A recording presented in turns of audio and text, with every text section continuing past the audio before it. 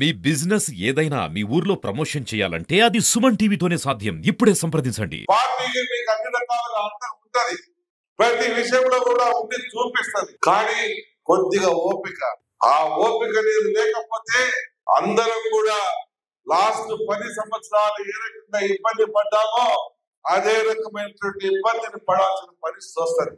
Veligonda project విషయంలో వాళ్ళు చేసింది ఘోరమైనటువంటి మోసం. ఆ మోసాన్ని మనం చెప్పలేకపోతా ఉన్నాం. ఎందుకు మీరు నోరిప్పట్లేదు? ప్రాజెక్టు పూర్తి కాకుండానే ఇంకా 4,000 కోట్ల రూపాయలు ఖర్చు పెట్టాల్సి ఉన్నా కూడా ప్రాజెక్టు పూర్తయిందని చెప్పి మన అమాయక ప్రజల్లో చెవులు పూలు పెట్టి ఓపెన్ చేసిపోయిందే. మనం నోరు మెదపడంలా. ఎవరిది తప్పు? మనది తప్ప, మన లోపమా, వాళ్ళ లోపమా, ఎవరిది లోపం? ప్రజలకు సరైన మెసేజ్ ఇవ్వకపోతే ఆ తప్పు మనదే అవుతుంది. ఈ రోజు మీరు నోరింపకపోతే మీదే తప్పు అవుతుంది. మీ పార్టీని మీరు కళ్ళ ముడుచుకుంటే జరిగేటువంటి నష్టం ప్రతి ఒక్కడికే వస్తుంది. ఇవన్నీ మీరు గమనించాలి. ఈ రోజు వెలుగొండ ప్రాజెక్టు పూర్తి చేయించాలని ఎట్టి పరిస్థితిలో 2026 జూన్ 30 నాటికి కంప్లీట్ చేస్తానని ఒక వాగ్దానం తీసుకొని ఈ రోజు నేను ముందుకు పోతా ఉన్నా. చేపిస్తాం, త్వరలో జరుగుతాయి. కానీ బయటికి కంటే ముందు మనమే ఇబ్బందులు కలిగేటువంటి పరిస్థితులు తెచ్చుకున్నప్పుడు నష్టం ఎవరికి? పార్టీ కన్న విషయాన్ని మీరు మర్చిపోతా ఉన్నారు. దయచేసి మీరు వాస్తవాలు గమనిస్తా ఉన్నామని చెప్పి కూడా మేము మిమ్మల్ని అందరినీ కోరుతా. ఈ రోజు మార్కాపురం నియోజకవర్గాన్ని అభివృద్ధి పదంలో తీసుకుపోవాలని, అభివృద్ధి అంటే ఏ రకంగా ఉంటుందో చూపించాలని, అభివృద్ధి చేయాలని ఒక కాన్సెప్ట్ ఉంటే ఏ రకంగా అభివృద్ధులు జరుగుతాయో చూపించాలని ఈ రోజు కొనకనమిట్ల మండలం కానీ, ఈ తర్లుబాటు కానీ, మార్కాపురం కానీ, పొదిలి మండలంలో కానీ ఎక్కడైనా సరే మీరు పొలాలు ఇప్పించగలిగితే మీ ఊర్లలో మీకు ప్లాంట్లు కానీ, ఇండస్ట్రీ కానీ తీసుకొచ్చి పెట్టించే బాధ్యత నేను తీసుకుంటానని మీ అందరికి మాటిస్తా ఉన్నా.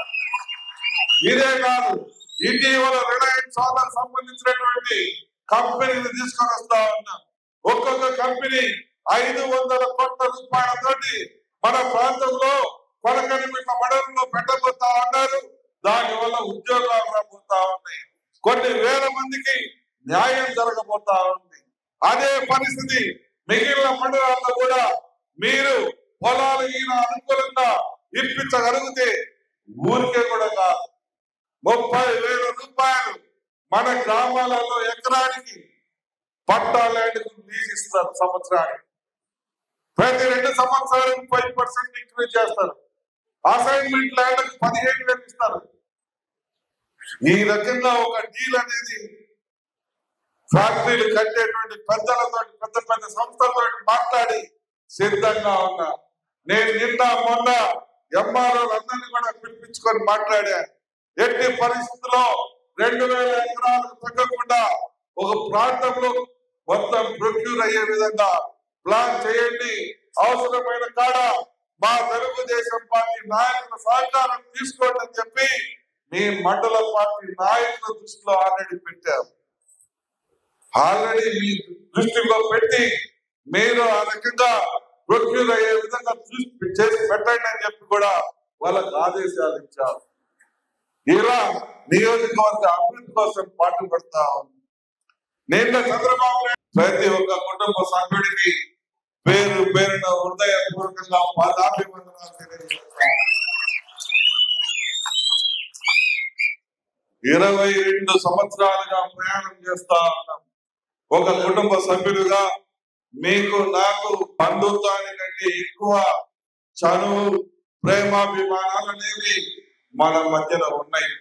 కానీ చిన్న చిన్న లోపాలు, చిన్న చిన్న సమస్యలు, చిన్న చిన్న ఇబ్బందులు వస్తా ఉంటాయి. మన కుటుంబంలో మనం వచ్చినప్పుడు వాటిని సరి చేసుకోవాల్సిన బాధ్యత మనదే. కానీ బయటి వాడు ఎవరు వచ్చి సరి మీరు ఈరోజు ఈ పదవి ఇచ్చారు. ఈ పదవిని అడ్డం పెట్టుకొని నేను ఎక్కడికో పోవాలి, ఎక్కడో ఉండాలి, ఎక్కడో జీవించాలనేటువంటి ఆలోచన లేదు.